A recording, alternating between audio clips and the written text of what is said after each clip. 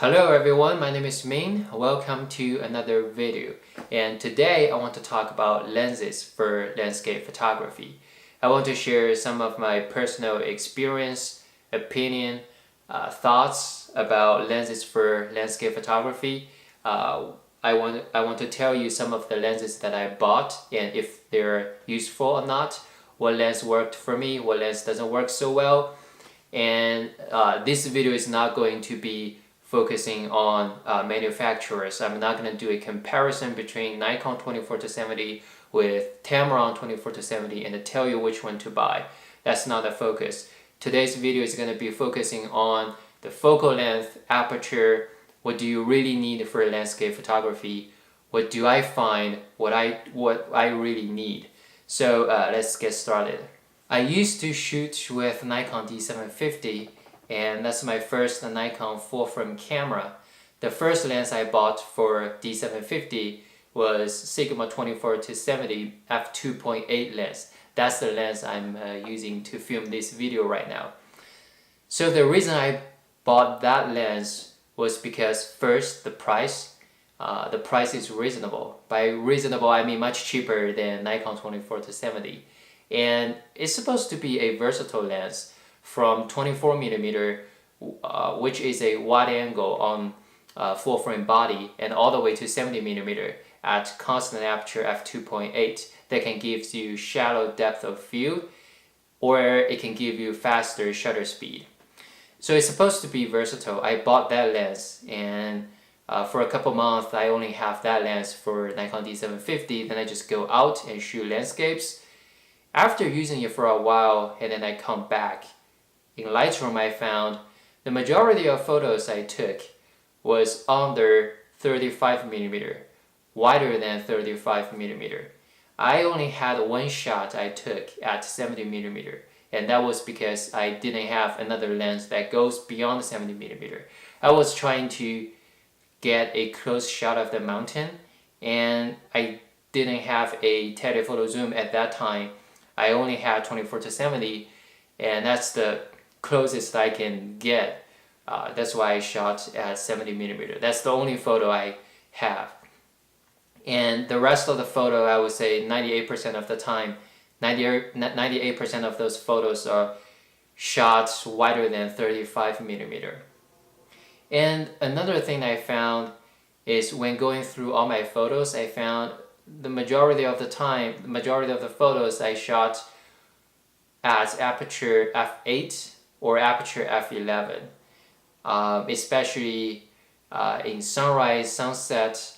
I'm standing in front of a lake, in front of a mountain. I have my foreground and a background.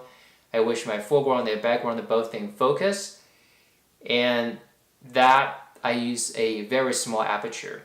So I rarely use f2.8 to shoot landscapes, and I rarely use the focal range between 35 to 70. So I feel like 24-70 f2.8 lens is versatile.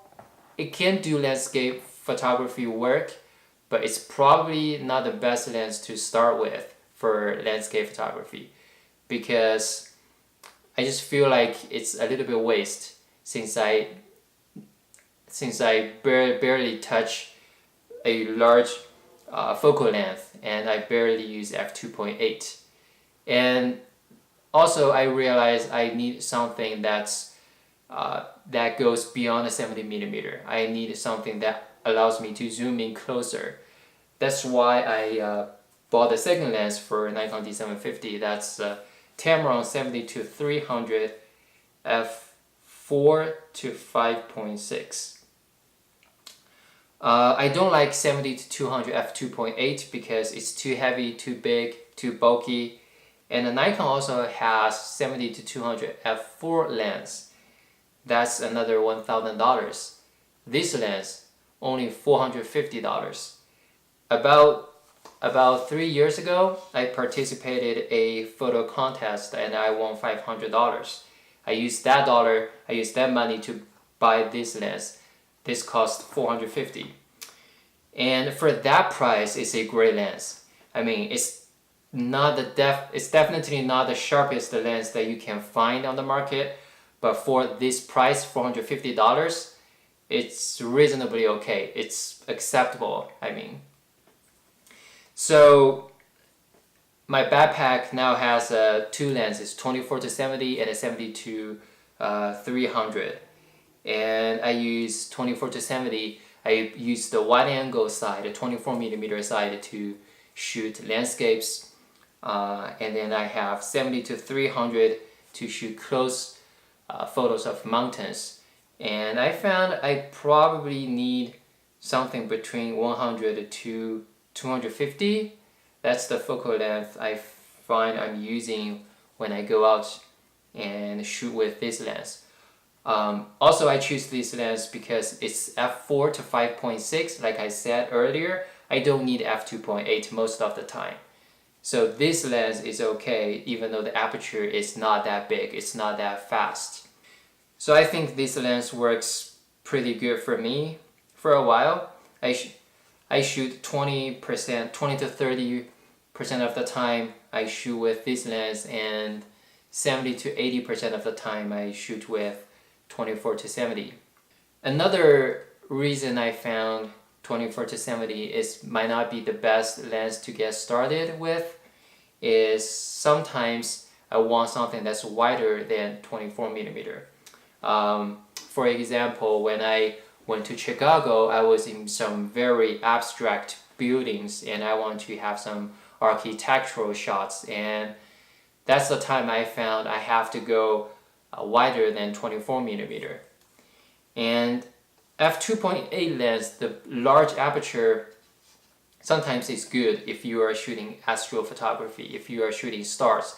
Then that's the time you want a large aperture because you can have more light. It's just totally dark in the night.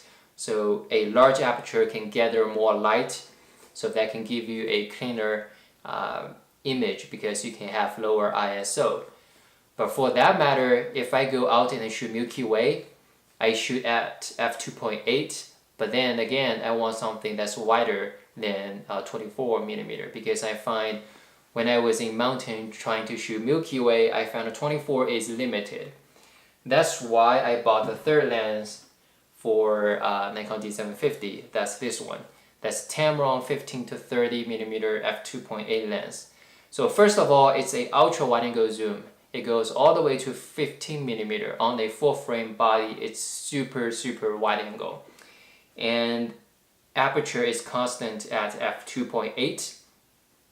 So I can have large aperture to shoot stars, to do astrophotography.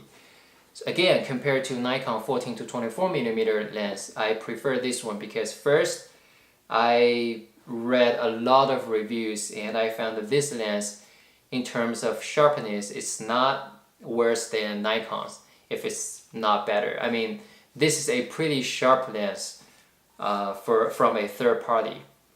And the image quality comes out of this lens is fantastic. So I rented this lens before I decided to buy this lens with my own money. So I rented this lens and then I went to Chicago. So this lens allows me to shoot very wide angle shots, very wide angle architectural shots. That's awesome. And I also shot a couple star photos, Milky Way photos with this lens. At night, I shot at f2.8 because if you use a super wide angle, even though you are at f2.8, you still can have a reasonably foreground and the background in focus because it's just so wide.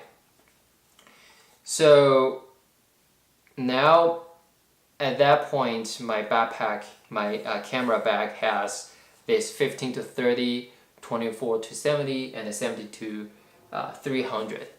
Then when I go out to shoot landscapes, nature, sometimes I found I would like to shoot some macro photography. I want to shoot some macro photos. And I bought Tamron 90mm 1:1 ratio macro lens. So this is 1:1. It can it can make your subject very big. and I do have some photos taken with this lens.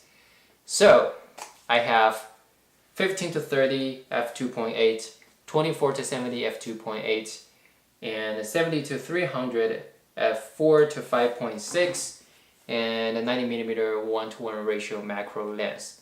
But the problem is I just can't put all these lenses plus Nikon D750 into my camera bag and take all those gear with me and hike a couple miles to the mountains, because my camera bag just so heavy, it's dragging me down. 3 miles I already very tired, and that's the main reason that I switched to Fujifilm system, because not just the camera but also the lenses, the Fuji system, the Fuji X APS-C size sensor, the APS-C size system, just so much lighter. It's just so much portable, and that also gives me an opportunity to rethink my choices of lens. And do I really need a 24 to 70? Do I really need a 15 to 30? Do I really need f2.8 lens? It just gives me a chance to review my purchase and start over. Now let's talk about Fujifilm gear. I bought these two lenses with Fujifilm X-T2 together because I just know I need these two lenses. The first lens I want to talk about is this 10 to 24mm f4 ultra wide angle zoom lens for Fujifilm X-T2. So Fujifilm X-T2 is a APS-C size sensor, so it is cropped with a crop factor 1.5. That means this 10 to 24 is equivalent to 15 to 36mm. And that covers the focal range that I shoot most frequently. And I really like this lens because I found I really need to go beyond the 24mm with this lens. Like I said earlier, I rarely shoot between 35 to 70. So this lens covers from 15 to 36 equivalent on the full frame body. So the focal range is great with this lens, and the aperture is f4. Like I said earlier, I don't really need f2.8 most of the time, and when I go out shoot sunrise, sunset, I mostly just shoot in f8, f11 anyway. With APS-C size sensor, I mostly shoot f5.6, f8. I rarely shoot f11. But then again, the point is f4 is good enough because this lens is so compact, so small compared to that bulky Tamron 15 to 30 f2.8 lens. So I really like this lens. And the next lens is telephoto zoom 55 to 200, and the aperture is f3.5 to 4.8. It has image stabilization. It's a kit lens. I mean, for a kit lens, it's really good. It's really well built. I really enjoy using this lens compared to 50 to 140, which the 50 to 140 is f2.8 lens. I used it a couple times. That lens is just too big, too heavy. I mean, it's still smaller than Nikon 70 to 200, but then I don't think I need f2.8. That's why I go with this lens, and I think image quality out of this lens is good enough, and it gives me a little bit extra reach at 200. So this is equivalent to about 80 to 300 millimeter on a full frame body. I'm happy with this lens. Again, these two lenses produce very good image quality, and the lenses itself is very light, very small, compact. That's why I like using them. Now I'm gonna talk about this little guy. This little guy is amazing. This is a Fujifilm extension tube. So basically, you put this extension tube between your camera body and a lens. So that allows you to focus closer to your subject and make your subject appears bigger. For example, without the extension tube, the minimum focusing distance for this lens is about maybe a little bit more than a meter. So maybe about that distance. With extension tube on, you can focus much closer. That way you can make your subject much bigger. That said, I just used this Fujifilm extension tube to replace a dedicated macro lens. So I don't think I need to buy another Fujifilm macro lens. Most of the time I probably don't need 1:1 ratio anyway. This extension tube already allows you to focus very close to your subject and make your subject really big. So I really enjoy this extension tube because it weighs like nothing. It's very small, you just put it anywhere in the backpack. That's it. You don't need a extra dedicated macro lens.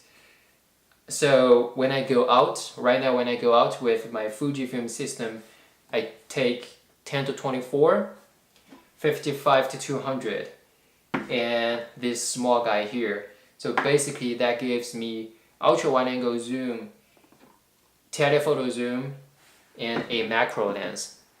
That's awesome, and they are so light, so compact. That's just I just love Fuji system. And also I think they produce fantastic image. They produce very good image quality compared to Nikon full frame. So right now I think in my mind my ultimate set of Fuji gear, I probably still want to add 2 more lenses to my kit. The first one is around 35mm 1.4 lens, because this one is f4, this one is 3.5 to 4.8, so they are not big aperture. And when I go out, sometimes I do wish to shoot some shallow depth of field photos. Not often though, not often, but sometimes I do. I want to create some shallow depth of field photos to separate the background from the subject. Then I need a big aperture. I need something like f2, f1.4, and I don't want to have 2 lenses that covers the same focal length. So this one goes 10-24. This one starts at 55. So I would like to have a prime lens in the middle and gives me a large aperture. That's why I'm thinking about 35mm 1.4 lens. And also, you probably already noticed that this lens, since it's f4, it's not very good if you want to shoot stars, if you want to do astrophotography. So I need another lens to shoot stars. I'm thinking rocking on 12mm f2 lens. So 12mm is equivalent to 18mm on a full frame body. That's already a pretty wide angle focal length. And then f2 gives you, I would say, gives you good enough aperture to shoot stars. And that lens is very cheap because it's from third party, although it's manual focus only. For that price, I think I read a lot of reviews about that lens, and it seems that that lens can produce fantastic images. So yeah, so I think I still want 2 lenses to my Fuji camera gear, and then I think I will be all set. Alright guys, this is just some of my thoughts around lenses for landscape photography. So which lens do you think is best for landscape photography? What focal range, what aperture you find is most useful for landscape photography? Please let me know in the comments below, and I hope you enjoyed this video, and I hope to see you in the next one. See you.